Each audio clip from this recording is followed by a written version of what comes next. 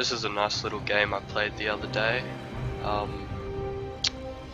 was playing against Hugtality, who is a Grandmaster. Oh, sorry, not Grandmaster, Master. Playing on Cactus Valley Ellie. He, from his profile, he mained random.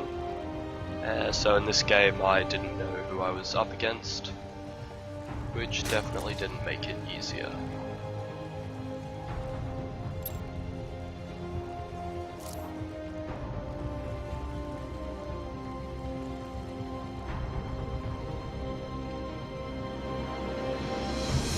So he starts off with boarding up this choke here, which was quite interesting because normally what you see a lot of Terran players do, especially in the league I normally play in, is against Zerg they board up this area up here with 2 supply depots and a barracks just to stop early Ling rushes. So if you see them doing something like blocking up a choke here, it should probably immediately tell you that they at least somewhat know what they're doing. Because then it gives you a safe expansion here without any, you know, interruptions.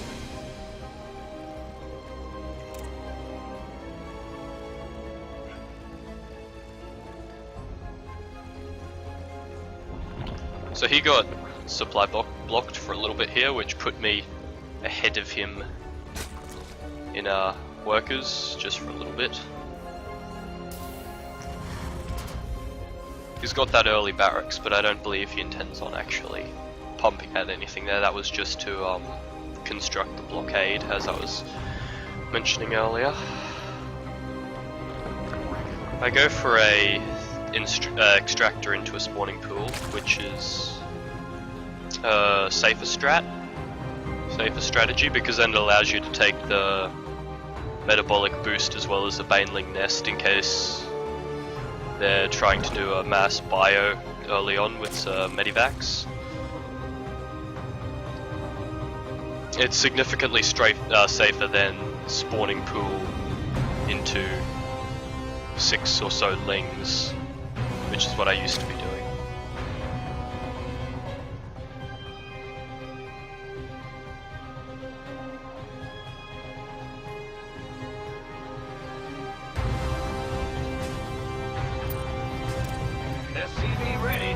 So neither of us have any idea where the other is yet. For whatever reason I haven't sent any scouting overlords. We can just ignore that.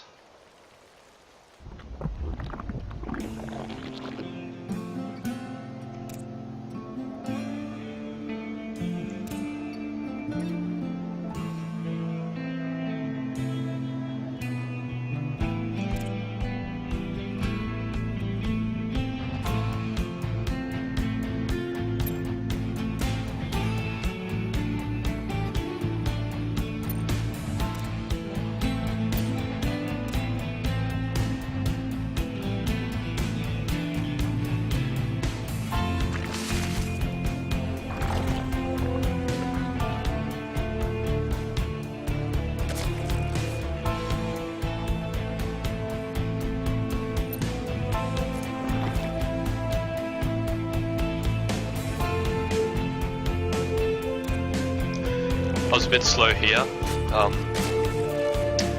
In hindsight I possibly should have gone for the metabolic boost or baneling nest before going for the lair. But I was trying to get a spire started soon because I was going for the classic Broodlord strat, which is quite effective when going against Terran tech. It's much more effective than banelings anyway. Banelings really only work against bio.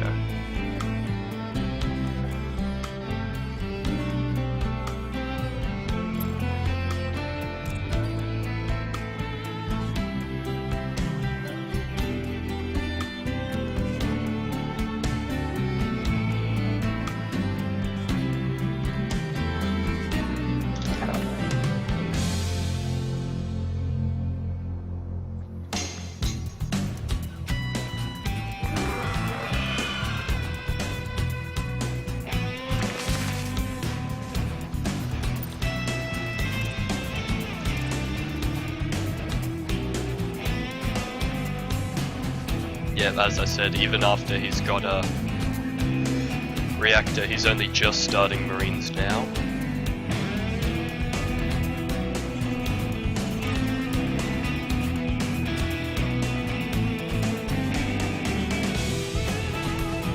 So he's going for a rather economic focus here, yes, so if I had scouted this, I would have seen immediately that he was going for a mech build, especially with that reactor.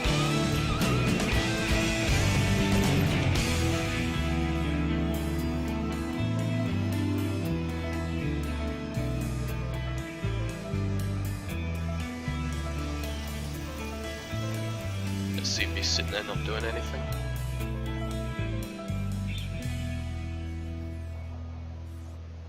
Going for this third expansion now. Or rather second expansion.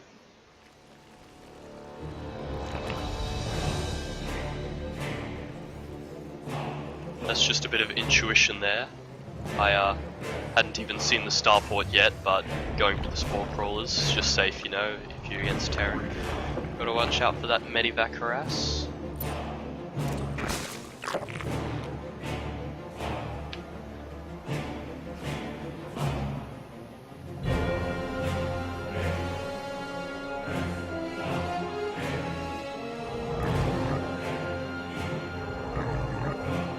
Now, I was really confused by this because I thought that for sure he would kill this changeling.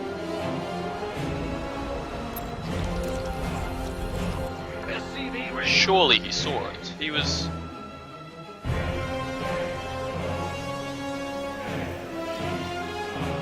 Command center upgrade complete. He saw the changeling walking down from his base. He has no barracks, he should have known that there's no way there would be a marine in his base.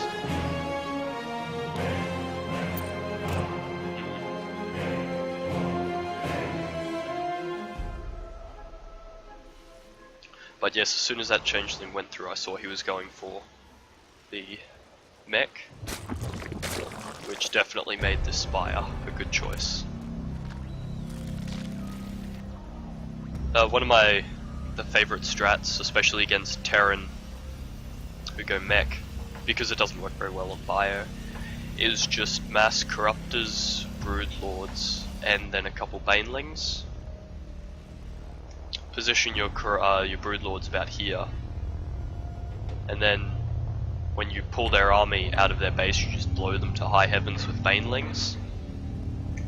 And then you've got the corruptors left over just to pick off Vikings, while your broodlords go through and smash up the rest of their base. And usually if you execute it properly, it's pretty foolproof. And I hadn't actually realized, but he still doesn't even know where my Cyclone ready for action. He still doesn't even know where it started. At 6 minutes in, he's only just starting to scout bases now. Ready to raise some hell. SCV ready.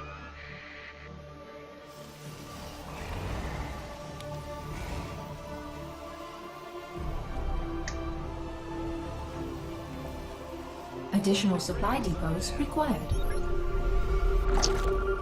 And then with that orbital command, he finally sees my base. Ready to raise some hell.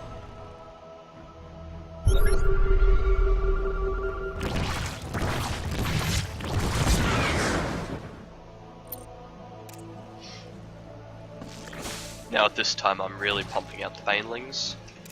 Upgrade wise, I'm getting my +1. He still hasn't made any upgrades yet, which is an interesting choice, especially since he's getting ready to attack soon. Send in a second changeling. I can't remember if he gets it this time. Yes, he does get that one. He's getting the stim pack, which is really questionable, especially since he goes for quite a few mechs late game. I definitely would have suggested the +1s over stim pack. So I've got both my +1s now, as well as pneumatized carapace for the overlords, and I'm going for the centrifugal hooks too, to get some speedy banelings. After all, there's really no point having banelings if they're slow. I still didn't even get the metabolic boost yet. I don't think I actually ended up getting that at all this game. So I've got speedy banelings and slow zerglings.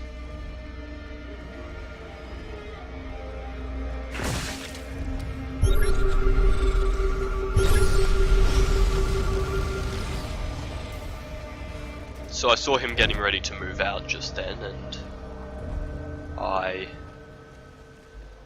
don't even think I moved into position. No, I didn't. I just sort of morphed a few more banelings and then sat around.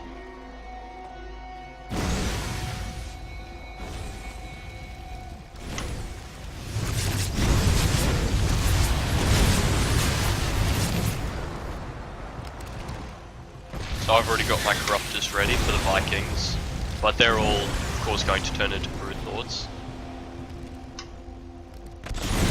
Now this is quite a dilemma on his part. Immediately loses most of his health to my banelings. Ignore this queen. Just a bit of poor micro there. I was probably preoccupied elsewhere, I'm sure.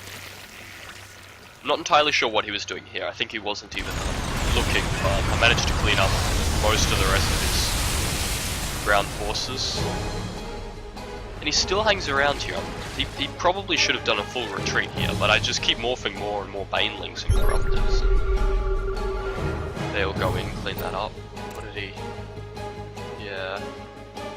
And he probably should have picked up that Overseer too, because it was very low, but that's okay.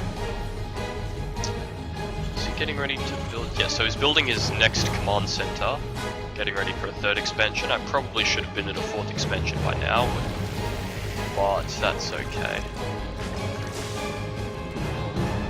Really enjoying the banelings here.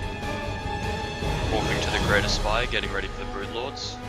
So as I said, that's my usually my go-to strategy when I'm against Terran and they're not doing bio. Corruptors and banelings into Corruptors, Broodlords and banelings.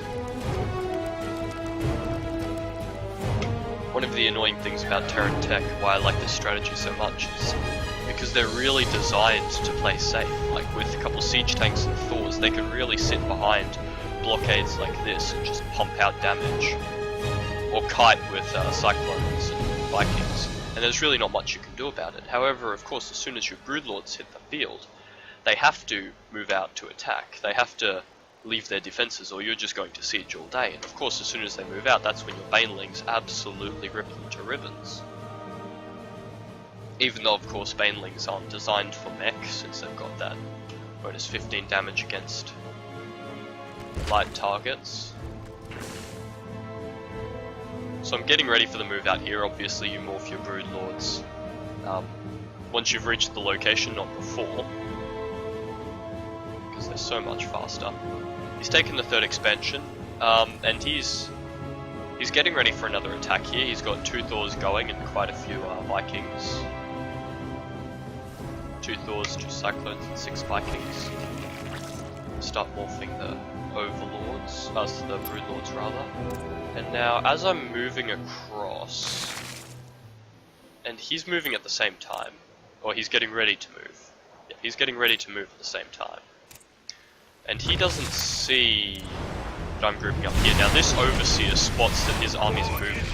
So then I immediately start moving the banelings across to intercept his army as I'm morphing the Broodlords up. And now he's in no position to respond to the Broodlords because he's moving through here. And with some poor macro, I managed to wipe out most of his army. Like he didn't even move there. He took the entire strike to the face. If he had split up some Marines or something, he would have been able to deal with that a little bit better. And then of course my Broodlords have started sieging, and as soon as they start sieging, he's moving his Vikings down. But that's why you keep Corruptors, because they of course intercept, taking out all of his Vikings, and then he GG's out.